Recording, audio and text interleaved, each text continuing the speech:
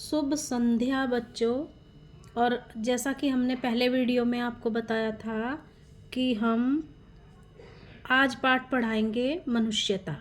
मनुष्यता पाठ मैथिली शरण गुप्त जी जो हमारे राष्ट्र कवि हैं उनके द्वारा रची गई है।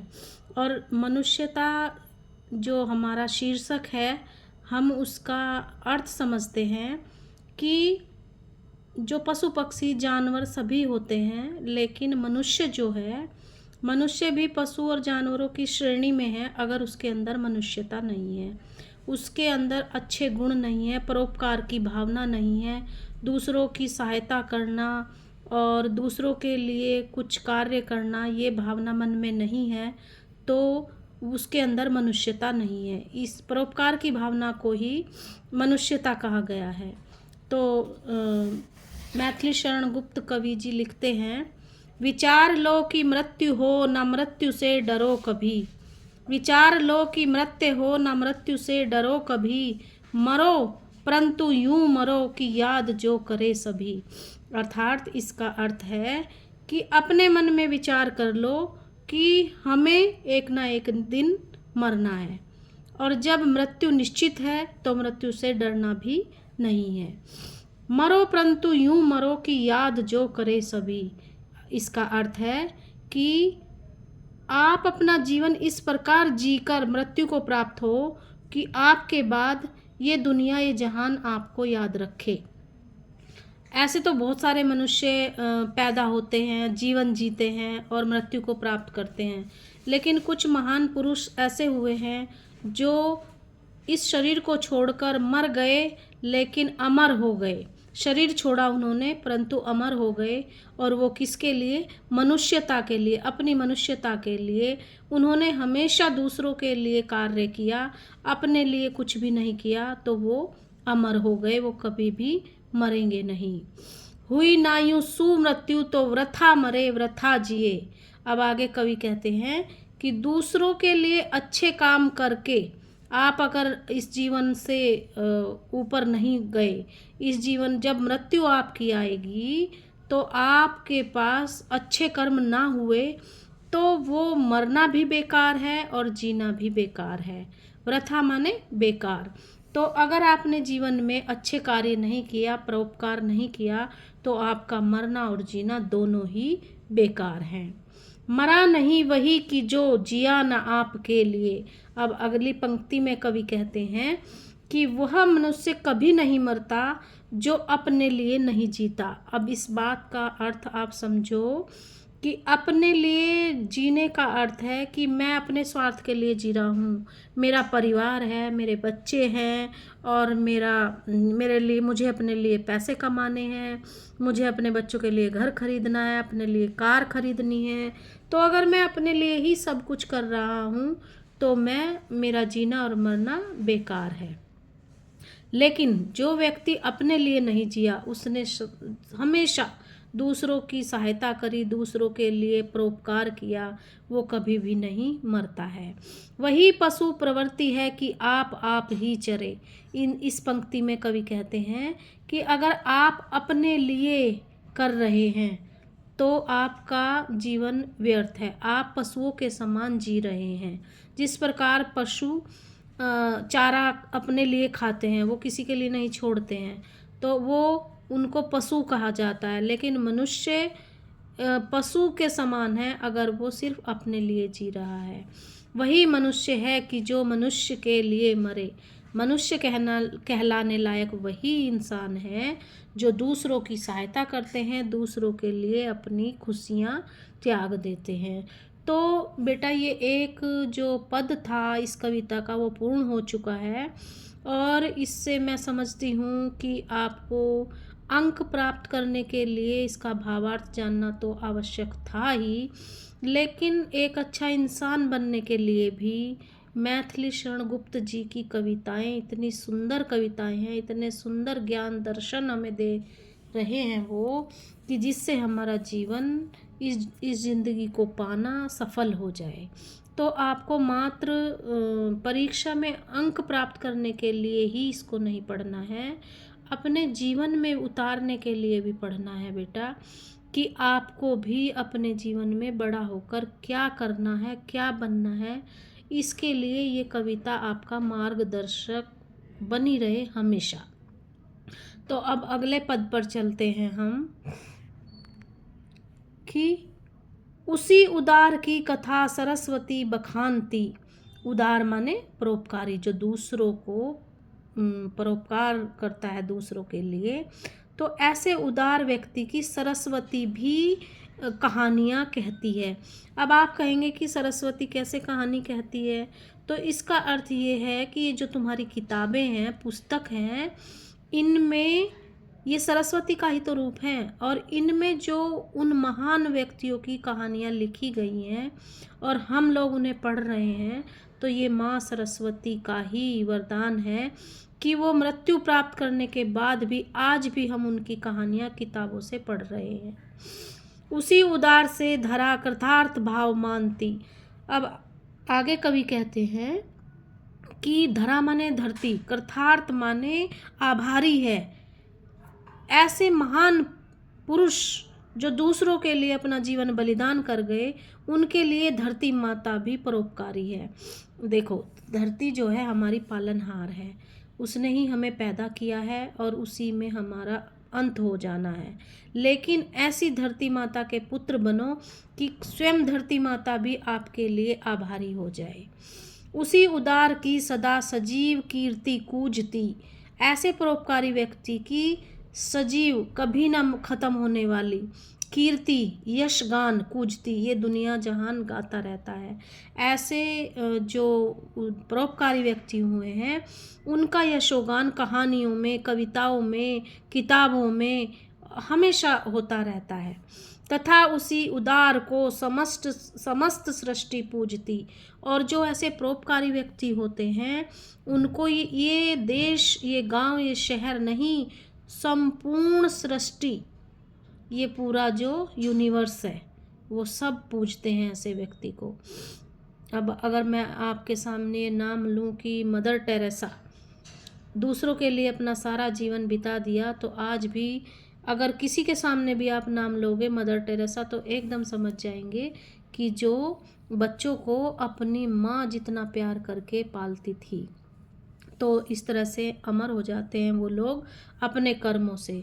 और बच्चे, इससे एक सीख हमें ये मिलती है कि ऐसे कर्म करो, पैसा तो आता जाता है और धन दौलत, ऐशो आराम सब मिले आपको, ऐसा नहीं है कि ना मिले, लेकिन उसमें साथ साथ आपको परोपकार की भावना भी होनी चाहिए। दूसरों की हेल्प के लिए सदा खड़े रहो, ये भाव जरूर होना चाहिए। यही हमारी संस्कृति है। अब आगे चलते हैं कि अखंड आत्म भाव जो असीम विश्व में भरे। अखंड, कभी ना टूटने वाला आत्म भाव, मतलब हम लोग क्या हैं? हम लोग वो जो परमात्मा बैठा है। आज हिंदू और मुसलमान आपस में लड़ रहे हैं, लेकिन कबीरदास जी हुए हैं और रहीमदास जी हुए हैं, सभी ने ये बोला है कि वो ऊपर जो परमात्मा बैठा है, हम लोग सब उसी की संतान हैं। आत्मा और परमात्मा, परमात्मा वो ऊपर है और उन्हीं का छोटा छोटा पार्ट आत्मा हमारे अंदर है, तो हम परमात्मा की संतान हुए। तो अखंड आत्म भाव, अखंड कभी ना टूटने वाला भाईचारा हम में हमेशा बना रहे। हम अपने कर्मों से असीम, माने जिसकी सीमा नहीं है, विश्व, ये संसार जिसकी कोई सीमा नहीं है, उसमें हम कभी ना टूटने वाला भाईचारे का प्रेम भरें। ऐसा हमारे राष्ट्रकवि मैथिली शरण गुप्त जी कहते हैं। वही मनुष्य है कि जो मनुष्य के लिए मरे। अर्थात मनुष्य कहलाने के लायक वही मनुष्य है जो दूसरों के दुख के में उनका समस्या का समाधान करने के लिए खड़ा है। अन्यथा आप पशु से अधिक कुछ भी नहीं है। अब तीसरे पद पर आते हैं और तीसरे पद में कवि ने कहा है कि कुछ उदाहरण दिए हैं कि किस तरह से लोगों ने परोपकार किया है, और आपको और हमें ये मार्ग दिखाया है कि परोपकार की भावना किस किस राजा में किस प्रकार थी, और वो इन किताबों में छप गए और अमर हो गए। तो पहला उदाहरण वो देते हैं, सुधार्थ रंति देव ने दिया करस्त थाल भी। सुधार्थ माने भूखे व्यक्ति के लिए, भूख से पीड़ित व्यक्ति को रतिदेव राजा ने, करस्त माने हाथ में रखा हुआ थाल, वो इतने बड़े राजा हैं और उनके सामने भोजन रखा है। तो एक भूखा इंसान उनके सामने आता है और वो भोजन मांगता है। तो रंतिदेव राजा ने, वो तो राजा हैं, वो ऑर्डर कर सकते थे भाई इनके लिए खाना लाओ, लेकिन उन्हें इतना भी समय गंवाना सही नहीं लगा और उन्होंने अपने हाथ का टुकड़ा ऐसे ही रखकर अपना भोजन, अपना थाल उस भूखे व्यक्ति को दे दिया। इसी को परोपकार कहते हैं। अगला उदाहरण दिया है, तथा दधीची ने दिया परमार्थ अस्थि जाल भी। दधीची एक बहुत बड़े ऋषि मुनि हुए हैं और परमार्थ माने दूसरे की भलाई के लिए, अस्थि जाल माने इस शरीर का जो अस्थि पिंजर है, स्केल्टन आप इंग्लिश में बोलते हो उसको, अस्थि जाल। अब समुद्र मंथन में उन्होंने, प्रभु ने बोला कि समुद्र मंथन, देवताओं ने पूछा कैसे हो, तो उन्होंने कहा कि जो बहुत बड़ा परोपकारी व्यक्ति है, अगर उसके शरीर की हड्डियों से वज्र बनाया जाए तो उन हड्डियों से समुद्र मंथन हो सकता है। तो देवता ढूंढने निकले तो सामने आया महर्षि दधीची। ये पवित्र पावन धर्मार्थों की भूमि है हमारा देश, इसमें एक से एक बड़ा ज्ञानी और एक से एक बड़ा परोपकारी धर्मार्थ व्यक्ति हुए हैं। तो उन्हीं में से एक थे महर्षि दधीची और उनके पास देवता गए कि समुद्र मंथन के लिए हमें आपका अस्थि पिंजर चाहिए। तो उन्होंने खुशी खुशी कि मेरे हड्डियां इस इतने बड़े काम के लिए मांगी जा रही हैं, तो उन्होंने खुशी खुशी अपने प्राण त्याग दिए और देवताओं से बोला कि आप मेरी हड्डियों का प्रयोग करें और समुद्र मंथन करें। अब आप कहेंगे कि कैसे उन्होंने अपने प्राण त्याग दिए, तो बेटा हमारे देश में योग इतनी बड़ी शक्ति है कि जो महापुरुष हुए हैं वो लोग अपनी इच्छा से अपनी आत्मा को निकाल लेते थे अपने शरीर में से और विचरण करके फिर से आत्मा उस शरीर में घुसा देते थे। तो इसी प्रकार की शक्ति उनको प्राप्त थी महर्षि दधीची को, और उन्होंने अपनी इच्छा शक्ति से अपने प्राण त्याग दिए और उनके लिए अपना अस्थि जाल छोड़ गए। आगे की पंक्ति में कवि ने उदाहरण दिया है उसीनर राजा का। एक उसीनर राजा थे, तो उन्होंने कहा उसीनर क्षितिश ने 100 मास दान भी किया। उसीनर क्षितिश मीन्स राजा। तो उसीनर राजा ने अपना मांस भी दान कर दिया। अब इसके पीछे भी एक कहानी है कि एक कबूतर उड़ते हुए राजा के भुजा पर बैठ गया। राजा ने उस कबूतर को बैठे देखा तो राजा, वो कबूतर जो है कहने लगा, हे प्रभु मेरी रक्षा करें, मुझे बाज खाने के लिए आ रहा है। कि ठीक है हम आपकी रक्षा करेंगे। इतने में वो बाज भी पीछे से उड़ते हुए आया और उसने कहा कि ये मेरा भोजन है, आप इसको मुझे दीजिए। तो उन्होंने कहा, जो उशीनर राजा थे, कि शरण में आई की रक्षा करना मेरा धर्म है। तो उन्होंने, बाज ने बोला कि मैं भी आपकी शरण में हूँ, मेरी भी रक्षा कीजिए। तो उशीनर राजा ने कहा कि मैं इस कबूतर के बदले अपने शरीर का अंग काटकर, मांस काटकर आपको दे रहा हूँ, आप उससे अपनी भूख मिटा लीजिए।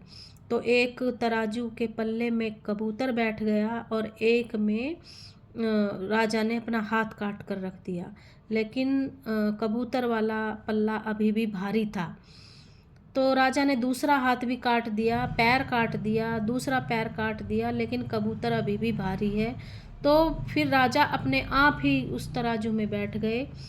तो तब ऊपर से फूलों की वर्षा हुई और बाज और कबूतर दोनों देवता थे और उनकी दानशीलता की परीक्षा लेने आए थे।